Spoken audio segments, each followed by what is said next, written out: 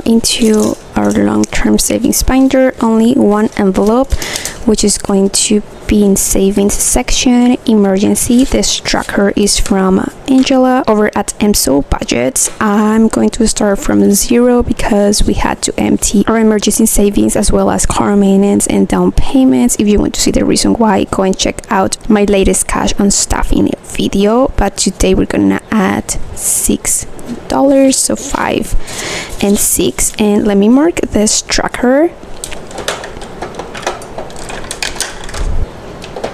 Don't think there is a 6 here, so I'm just gonna mark a 5.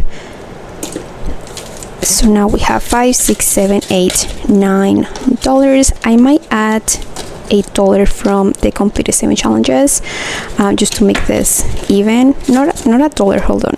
Oh yeah, $8, so I can have 5. But so far we have $9, and that is that for this binder.